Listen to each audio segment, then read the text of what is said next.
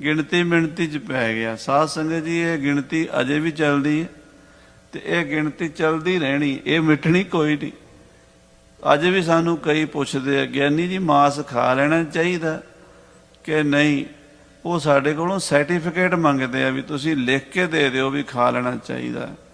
ਖਾਲਸਾ ਜੀ, ਇਹ ਚੀਜ਼ਾਂ ਜਦੋਂ ਭਜਨ ਬੰਦਗੀ ਕਰੋਗੇ, ਸਤਸੰਗ ਕਰੋਗੇ, ਸੇਵਾ ਕਰੋਗੇ, ਪੰਥ ਵਿੱਚ ਵਿਚਰੋਗੇ, ਫੇਰ ਸਮਝ ਆਉਣੀ ਹੈ। ਪਰ ਪਹਿਲੀ ਗੱਲ ਇਹ ਆ ਵੀ ਨਹੀਂ ਖਾਣਾ ਚਾਹੀਦਾ। ਕਿਉਂ? ਜਿਹੜੀ ਸਾਡੀ ਬੁੱਧੀ ਹੈ ਨਾ, ਜਿਹੋ ਜਿਹਾ ਅੰਨ ਖਾਵਾਂਗੇ ਉਹੋ ਜਿਹਾ ਮਨ ਹੋ ਜਾਂਦਾ। ਜੇ ਮਾਸ ਖਾਵਾਂਗੇ ਤੇ ਬਿਰਤੀ ਉੱਦਾਂ ਦੀ ਹੋ ਜਾਏਗੀ। ਸਤਿਗੁਰੂ ਪਾਤਸ਼ਾਹ ਦੀਆਂ ਅਸੀਂ ਰੀਸਾਂ ਨਹੀਂ ਕਰ ਸਕਦੇ, ਉਹਨਾਂ ਦੀ ਖੇਡ ਨਿਆਰੀ ਹੈ।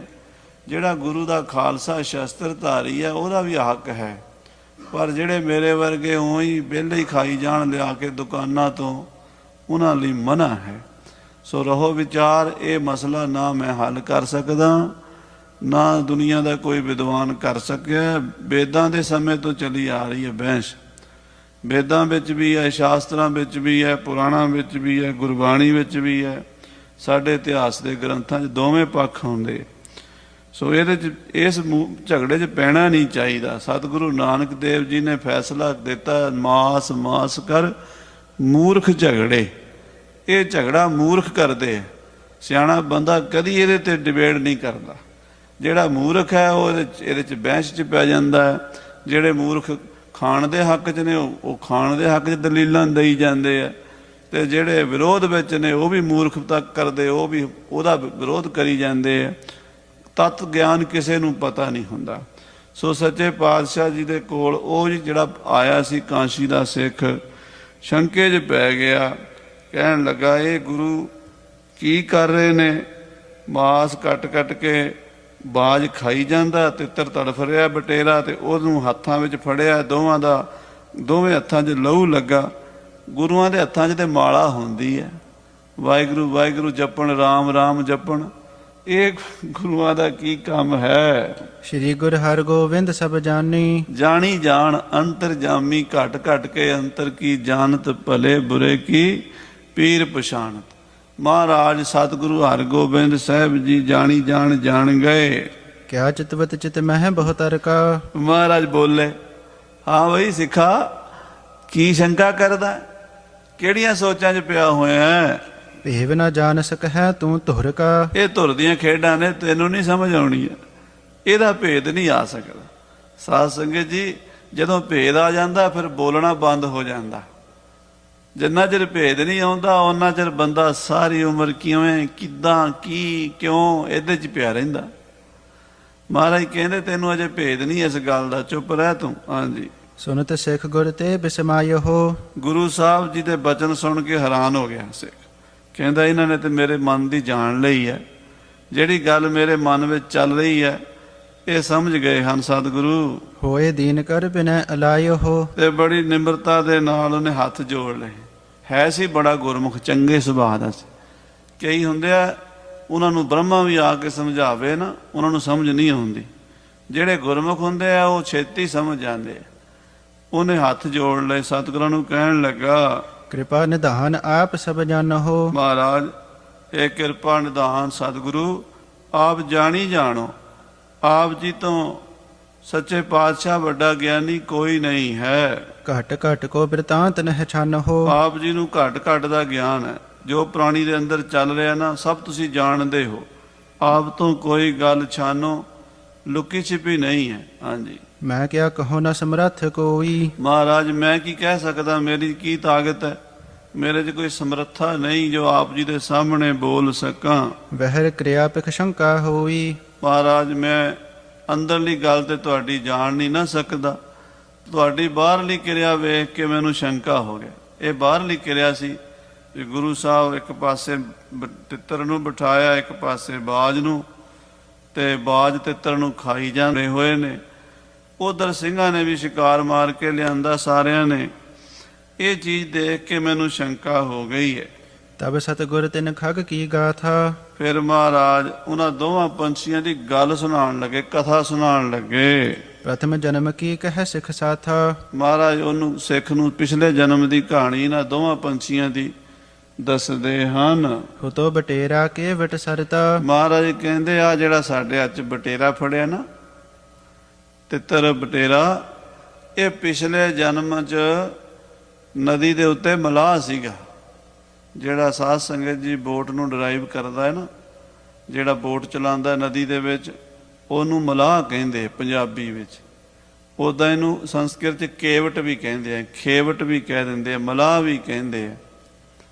ਇਹ ਕਈ ਨਾਮ ਨੇ। ਸੋ ਇਹ ਨਦੀ ਦੇ ਵਿੱਚ ਬੇੜੀ ਚਲਾਉਂਦਾ ਸੀ, ਕਿਸ਼ਤੀ ਚਲਾਉਂਦਾ ਸੀ। ਲੇਤ ਮਜੂਰੀ ਪਾਰ ਉਤਰਤਾ। ਤੇ ਮਲਾਹ ਸੀਗਾ। ਜੇ ਕੋਈ ਸਵਾਰੀਆਂ ਹੁੰਦੀਆਂ ਸੀ, ਉਹਨਾਂ ਕੋਲੋਂ ਪੈਸੇ ਲੈ ਕੇ, ਭਾੜਾ ਲੈ ਕੇ, ਕਿਰਾਇਆ ਲੈ ਕੇ ਤੇ ਪਾਰ ਲੰਘਾ ਦਿੰਦਾ ਸੀ। ਜਥਰਤ ਸ਼੍ਰੀ ਸਤਿਗੁਰ ਕੇ ਤੀਰ। ਚੌਥੇ ਪਾਤਸ਼ਾਹ ਸਾਡੇ ਗੁਰਦੇਵ ਦਾਦਾ ਜੀ ਧੰਨ ਗੁਰੂ ਰਾਮਦਾਸ ਮਹਾਰਾਜ ਦੇ ਕੋਲ, ਹੁਤੋ ਬਾਜ ਇਹ ਸਿੱਖ ਸਰੀਰ। ਇਹ ਜਿਹੜਾ ਬਾਜ ਹੈ ਨਾ, ਇਹ ਸਿੱਖ ਸੀ ਗੁਰੂ ਰਾਮਦਾਸ ਦਾ। ਜਿਹੜਾ ਬਟੇਰਾ ਹੈ, ਇਹ ਨਦੀ ਦਾ ਮਲਾਹ ਸੀਗਾ। ਲੋਕਾਂ ਨੂੰ ਪੈਸੇ ਲੈ ਕੇ, ਮਜ਼ਦੂਰੀ ਲੈ ਕੇ ਪਾਰ ਲੰਘਾਉਂਦਾ ਸੀ ਨਦੀ ਤੋਂ। ਕਿਸ ਕਾਰਜ ਕੋ ਜਬ ਹੈ ਪਠਾਇਓ। ਗੁਰੂ ਰਾਮਦਾਸ ਮਹਾਰਾਜ ਨੇ ਇਸ ਬਾਜ ਨੂੰ, ਸਿੱਖ ਨੂੰ, ਕਿਸੇ ਕੰਮ ਲਈ ਭੇਜਿਆ ਵੀ ਜਾ ਭਾਈ ਫਲਾਣੇ ਸ਼ਹਿਰ ਜਾਣਾ, ਉੱਥੇ ਕੰਮ ਕਰਕੇ ਆਉਣਾ ਹੈ। ਚਲ ਮਾਰਗ ਇਸਕੇ ਢਿਗ ਆਇਓ। ਉਹ ਗੁਰੂ ਰਾਮਦਾਸ ਜੀ ਦਾ ਸਿੱਖ ਚੌਥੇ ਪਾਤਸ਼ਾਹ ਦਾ ਹੁਕਮ ਮੰਨ ਕੇ ਤੁਰ ਪਿਆ ਤੇ ਇਹਦੇ ਕੋਲ, ਮਲਾਹ ਦੇ ਕੋਲ ਆ ਗਿਆ। ਕਹਿਓ ਕਿ ਮੋਹ ਕੋ ਪਾਰ ਉਤਾਰ। ਤੇ ਸਿੱਖ ਨੇ ਆਖਿਆ ਮਲਾਹ ਨੂੰ ਵੀ ਮੈਂ ਨਦੀ ਤੋਂ ਪਾਰ ਲੰਘਣਾ ਹੈ, ਮੈਨੂੰ ਪਾਰ ਲੰਘਾ ਦੇ। ਗੁਰ ਕੋ ਕਾਜ ਕਰਨ ਬਿਨ ਬਾਰ। ਗੁਰੂ ਘਰ ਦਾ ਕੋਈ ਜ਼ਰੂਰੀ ਕੰਮ ਹੈ, ਗੁਰੂ ਮਹਾਰਾਜ ਗੁਰੂ ਰਾਮਦਾਸ ਜੀ ਨੇ ਮੈਨੂੰ ਭੇਜਿਆ ਹੈ। ਚੜ ਬੈਠਿਓ ਤਰਨੀ ਪਰ ਜਬੈ। ਤੇ ਜਦੋਂ ਸਿੱਖ ਕਿਸ਼ਤੀ 'ਚ ਬਹਿ ਗਿਆ, ਬੇੜੀ 'ਚ ਬਹਿ ਗਿਆ, ਸਰਤਾ ਬੀਚ ਚਲੀ ਤਰ ਤਬੈ। ਤੇ ਬੇੜੀ ਨਦੀ ਦੇ ਵਿੱਚ ਠਿੱਲ ਪਈ, ਨਦੀ ਦੇ ਵਿੱਚ ਬੇੜੀ ਚੱਲ ਪਈ। ਸਭ ਤੇ ਲਈ ਮਜੂਰੀ ਜਾਚ। ਤੇ ਮਲਾਹ ਨੇ ਸਾਰਿਆਂ ਨੂੰ ਆਖਿਆ ਲਿਆਓ ਵੀ ਆਪੋ ਆਪਣੇ ਪੈਸੇ ਦਿਓ, ਭਾੜਾ ਦਿਓ। ਜਦੋਂ ਬੇੜੀ ਚੱਲ ਪੈਂਦੀ ਵਿਚਕਾਰ, ਫਿਰ ਉਹ ਪੈਸੇ ਪਹਿਲਾਂ ਹੀ ਇਕੱਠੇ ਕਰ ਲੈਂਦੇ ਵੀ ਉਤਰ ਕੇ ਭੱਜ ਨਾ ਜਾਣ, ਪੈਸੇ ਲੈ ਕੇ ਫਿਰ ਉਤਾਰਦੇ ਆ। ਸੋ ਸਾਰਿਆਂ ਕੋਲੋਂ ਮਜ਼ਦੂਰੀ ਮੰਗ ਲਈ, ਦਿਓ ਬਈ ਮੇਰੇ ਪੈਸੇ ਦਿਓ, ਭਾੜਾ ਦਿਓ। ਸਿੱਖ ਕੇ ਪਾਸ ਸੋ ਪੈਸੇ ਚਾ ਪਾਂਚ। ਉਹ ਜਿਹੜਾ ਸਿੱਖ ਸੀ ਗੁਰੂ ਰਾਮਦਾਸ ਜੀ ਦਾ, ਉਹਦੇ ਕੋਲ ਕੇਵਲ 5 ਪੈਸੇ ਸੀਗੇ, ਹੋਰ ਕੋਈ ਪੈਸਾ ਨਹੀਂ ਸੀ। 5 ਪੈਸੇ ਸੀ ਸਿੱਖ ਦੀ ਜੇਬ ਦੇ ਵਿੱਚ। ਸੋ ਸਭ ਦੇ ਰਹਿਓ ਨਹਿਲੀਨ। ਸਿੱਖ ਨੇ ਉਹ ਹੀ ਦਿੱਤੇ। ਉਹਨੂੰ ਬਾਰ-ਬਾਰ ਆਖਿਆ ਵੀ ਮੇਰੇ ਕੋਲ ਇੰਨੇ ਹੀ ਨੇ, ਤੂੰ ਲੈ ਲੈ ਤੇ ਮੈਨੂੰ ਪਾਰ ਲੰਘਾ ਦੇ। ਪਰ ਇਹ ਮਲਾਹ ਇੰਨਾ ਢੀਠ ਸੀ, ਕਹਿੰਦਾ ਨਾ, ਇੰਨੇ ਘੱਟ ਪੈਸਿਆਂ ਨਾਲ ਨਹੀਂ ਮੈਂ ਮੰਨਣਾ, ਪੈਸੇ ਪੂਰੇ ਲੈਣੇ ਆ, ਤੈਨੂੰ ਤਾਂ ਉਤਾਰਾਂਗਾ ਪਾਰ। ਰਿਸ ਧਰ ਅਦਕ ਤਾੜ ਨਾ ਕੀਨ। ਤੇ ਗੁੱਸੇ ਵਿੱਚ ਸਿੱਖ ਨੂੰ ਤਾੜੀ ਗਿਆ। ਸਿੱਖ ਵਿਚਾਰਾ ਹੱਥ ਜੋੜੀ ਗਿਆ ਵੀ ਮੈਨੂੰ ਤੂੰ ਪਾਰ ਲੰਘਾ ਦੇ, ਮੇਰੇ ਕੋਲ ਇੰਨੇ ਹੀ ਪੈਸੇ, ਮੈਨੂੰ ਸਤਿਗੁਰੂ ਰਾਮਦਾਸ ਮਹਾਰਾਜ ਨੇ ਭੇਜਿਆ ਹੈ ਕਿ ਕੋਈ ਗੁਰੂ ਘਰ ਦਾ, ਗੁਰੂ ਮਹਾਰਾਜ ਦੇ ਦਰਬਾਰ ਦਾ ਕੋਈ ਕੰਮ ਹੈ, ਉਹ ਮੈਂ ਕਰਨਾ, ਤੇ ਤੂੰ ਪੈਸੇ ਮੇਰੇ ਕੋਲ ਜਿੰਨੇ ਉਹਨੇ ਲੈ ਲੈ, ਮੇਰੇ ਕੋਲ ਹੋਰ ਪੈਸੇ ਹੈ ਨਹੀਂ। ਤੁਰਕ ਜੇ ਜੀਆ ਅਦਕ ਲਗਾਇਓ ਹੋ। ਤੇ ਅੱਗੋਂ ਉਹ ਜਿਹੜਾ ਸੀ ਨਾ ਮਲਾਹ, ਉਹ ਕਹਿੰਦਾ ਤੁਰਕਾਂ ਨੇ ਬੜਾ ਟੈਕਸ ਲਾਇਆ ਹੋਇਆ। ਜੇਜੀਆ ਕਹਿੰਦੇ ਨੇ ਟੈਕਸ ਨੂੰ, ਜਜੀਆ। ਜਿਹੜਾ ਤੁਰਕਾਂ ਨੇ ਜਜੀਆ ਲਾਇਆ ਹੋਇਆ, ਮੈਂ ਉਹ ਵੀ ਤੇ ਭਰਨਾ ਹੁੰਦਾ, ਮੈਂ ਕਿੱਥੋਂ ਭਰਾਂਗਾ ਜੇ ਤੁਸੀਂ ਪੈਸੇ ਮੈਨੂੰ ਪੂਰੇ ਨਹੀਂ ਦਿਓਗੇ। ਇਨ ਤੇ ਚੌਗਨ ਦੇਹ ਤਜਾਇਓ ਹੋ। ਇਹ ਤੂੰ 5 ਪੈਸੇ ਕਹਿ ਰਿਹਾ, ਇਹਦੇ ਨਾਲੋਂ 4 ਗੁਣਾ 20 ਪੈਸੇ ਦੇਣੇ ਪੈਣੇ। ਜੇ ਤੂੰ 20 ਪੈਸੇ ਦੇਵੇਂਗਾ ਤੇ ਪਾਰ ਜਾਏਗਾ, ਨਹੀਂ ਤੇ ਮੈਂ ਤੈਨੂੰ ਪਾਰ ਨਹੀਂ ਲੰਘਾਣਾ। ਸੁਨ ਸਿੱਖ ਬਿਨਤੀ ਕਰ ਬਹੁ ਕਹਿਓ। ਇਹ ਸੁਣ ਕੇ ਸਿੱਖ ਨੇ ਬੜੇ ਤਰਲੇ ਕੀਤੇ, ਬੇਨਤੀਆਂ ਕੀਤੀਆਂ ਵੀ ਭਰਾਵਾ ਜੇ ਮੇਰੇ ਕੋਲ ਪੈਸੇ ਹੁੰਦੇ, ਮੈਂ ਕੋਈ ਲੁਕਾਣੇ ਨਹੀਂ ਸੀ, ਮੈਂ ਗੁਰੂ ਮਹਾਰਾਜ ਚੌਥੇ ਪਾਤਸ਼ਾਹ ਦਾ ਸਿੱਖ ਹਾਂ ਤੇ ਮੈਂ ਕੋਈ ਤੇਰੇ ਨਾਲ ਝੂਠ ਨਹੀਂ ਬੋਲਦਾ, ਮੇਰੇ ਕੋਲ ਹੈ ਹੀ 5 ਪੈਸੇ, ਤੂੰ 5 ਪੈਸੇ ਲੈ ਕੇ ਮੈਨੂੰ ਪਾਰ ਲੰਘਾ ਦੇ। ਜੇ ਕਿਤੇ ਫੇਰ ਹੋਏ ਮੈਂ ਦੇ ਵੀ ਦਿਆਂਗਾ, ਪਰ ਹੁਣ ਮੇਰੇ ਕੋਲ ਹੈ ਨਹੀਂ, ਮੈਂ ਕਿੱਥੋਂ ਦਿਆਂ। ਸਿੱਖ ਨੇ ਬੜੇ ਤਰਲੇ ਮਿੰਨਤਾਂ ਕੀਤੀਆਂ ਮਲਾਹ ਦੀਆਂ। ਅਬ ਮਮ ਪਾਸ ਨਹੀਂ ਕੁਛ ਰਹਿਓ। ਕਹਿਣ ਲੱਗਾ ਮੇਰੇ ਕੋਲ 5 ਪੈਸਿਆਂ ਤੋਂ ਵੱਧ ਕੇ ਕੁਛ ਰਿਹਾ ਨਹੀਂ, ਜੇ ਮੈਂ ਤੈਨੂੰ ਦੇ ਦਿਆਂ। ਕਾਰਜ ਗੁਰ ਕੇ ਉਲੰਘਣ ਪਾਰ। ਜਾਣਾ ਵੀ ਜ਼ਰੂਰੀ ਹੈ ਨਦੀ ਤੋਂ ਪਾਰ, ਕਿਉਂਕਿ ਗੁਰੂ ਮਹਾਰਾਜ ਚੌਥੇ ਪਾਤਸ਼ਾਹ ਜੀ ਨੇ ਸੋਢੀ ਸੁਲਤਾਨ ਸਤਿਗੁਰੂ ਰਾਮਦਾਸ ਸਾਹਿਬ ਜੀ ਨੇ ਮੈਨੂੰ ਭੇਜਿਆ ਹੈ। ਲੀਜੈ ਇਹ ਨ ਕਰਹੁ ਤੂੰ ਤਕਰਾਰ। ਤਕਰਾਰ ਨਾ ਕਰ, ਇਹ 5 ਪੈਸੇ ਲੈ ਲੈ ਤੇ ਗੁਰੂ ਤੇਰਾ ਭਲਾ ਕਰੇਗਾ। ਪ੍ਰਮਾਤਮਾ ਤੈਨੂੰ ਕਿਸੇ ਹੋਰ ਪਾਸਿਓਂ ਦੇ ਦੇਗਾ। ਤੂੰ ਮੇਰੇ ਨਾਲ ਹੁਣ ਬਹਿਸ ਨਾ ਕਰ। ਇੰਨੇ ਲੋਕਾਂ ਨੇ ਪੈਸੇ ਦਿੱਤੇ ਆ ਤੈਨੂੰ ਸਾਰਿਆਂ ਨੇ। ਜੇ ਮੇਰੇ ਕੋਲ ਹੁੰਦੇ ਮੈਂ 20 ਦੇ 20 ਦੇਣੇ ਸੀ ਤੈਨੂੰ। ਮੇਰੇ ਕੋਲ 5 ਹੀ ਪੈਸੇ ਨੇ, ਮੈਂ 5 ਹੀ ਦੇ ਸਕਦਾ ਹੁਣ। ਕਹਿ ਬਹੁ ਰਹਿਓ ਨ ਮੂਰਖ ਮਾਨੀ। ਸਿੱਖ ਨੇ ਬੜੀਆਂ ਮਿੰਨਤਾਂ ਬੜੇ ਤਰਲੇ ਕੀਤੇ ਪਰ ਮੂਰਖ ਮਲਾਹ ਨੂੰ ਅਕਲ ਨਹੀਂ ਆਈ, ਉਹ ਮੰਨਿਆ ਨਹੀਂ। ਹਾਂਜੀ, ਲੀਨ ਉਠਾਏ ਗਹਿਓ ਦਿਡ ਪਾਨੀ। ਗੁੱਸੇ 'ਚ ਆ ਗਿਆ ਮਲਾਹ ਤਗੜਾ ਸੀ। ਸਿੱਖ ਵਿਚਾਰਾ ਸਾਧੂ ਬਿਰਤੀ ਵਾਲਾ ਸੀ। ਇਹਨੇ ਮਲਾਹ ਨੇ ਸਿੱਖ ਨੂੰ ਚੁੱਕ ਕੇ ਪਾਣੀ 'ਚ ਸੁੱਟਤਾ, ਦਰਿਆ ਦੇ ਵਿੱਚ ਜਿੱਥੇ ਬਹੁਤ ਤੇਜ਼ ਪਾਣੀ ਚੱਲ ਰਿਹਾ ਸੀ। ਚੁੱਕ ਕੇ ਉਹਦੇ ਵਿੱਚ ਮਾਰਿਆ ਵਗਾ ਕੇ। ਬਰਤੇ ਸਿੱਖ ਕੋ ਦੀਨ ਤਕੇਲਾ। ਜ਼ੋਰ ਨਾਲ ਧੱਕਾ ਮਾਰ ਦਿੱਤਾ ਪਾਣੀ ਦੇ ਵਿੱਚ, ਦਰਿਆ ਦੇ ਵਿੱਚ। ਹੋਏ ਨਿਰਦੈ ਸਲਤਾ ਮਹਿ ਮੇਲਾ। ਬੜਾ ਨਿਰਦਈ ਹੋ ਕੇ, ਬੇਕਿਰਕ ਹੋ ਕੇ, ਬੇਰਹਿਮ ਹੋ ਕੇ ਗੁਰੂ ਦੇ ਸਿੱਖ ਨੂੰ ਨਦੀ 'ਚ ਸਿੱਟ ਦਿੱਤਾ ਇਸ ਮਲਾਹ ਨੇ। ਸਹਿਤ ਕ੍ਰੋਧ ਸਿੱਖ ਚਾਹਤ ਐਸੇ। ਤੇ ਗੁਰੂ ਦਾ ਸਿੱਖ ਵਿਚਾਰਾ ਪਾਣੀ 'ਚ ਡੁੱਬ ਰਿਹਾ ਤੇ ਮਨ ਵਿੱਚ ਉਹਦੇ ਇੱਛਾ, ਫਿਰ ਗੁਰੂ ਗੁੱਸਾ ਤਾਂ ਹੋਣਾ ਹੀ ਸੀਗਾ। ਜਿਹੜਾ ਬੰਦਾ ਇੰਨਾ ਕਿਸੇ ਨਾ ਕਰੇ, ਚੁੱਕ ਕੇ ਨਦੀ ਸੁੱਟੇ ਤੇ ਅੱਗੋਂ ਫਿਰ ਗੁੱਸਾ ਨਹੀਂ ਆਉਣਾ। ਜਬੈ ਬਾਣ ਲਾਗਿਓ ਤਬੈ ਰੋਸ ਜਾਗਿਓ। ਸਿੱਖ ਨੂੰ ਗੁੱਸਾ ਚੜ ਗਿਆ। ਹਾਂਜੀ, ਆਮਿਖ ਕਾਟ ਖਾਉ ਇਸ ਜੈਸੇ। ਇੰਨਾ ਕਿ ਗੁੱਸਾ ਚੜਿਆ ਡੁੱਬਦੇ ਹੋਏ ਸਿੱਖ ਨੂੰ ਵੀ ਕਹਿੰਦੇ ਵੀ ਇਹਦਾ ਮੈਨੂੰ ਜੀ ਕਰਦਾ ਕੱਚੇ ਨੂੰ ਖਾਵਾਂ, ਮੈਨੂੰ ਇਹਦਾ ਮਾਸ ਮੈਂ ਵੱਢ ਕੇ ਖਾਣਾ ਕੱਚੇ ਨੇ। ਏਦਾਂ ਉਹਨੂੰ ਮਨ 'ਚ ਫੁਰਨਾ ਆਇਆ।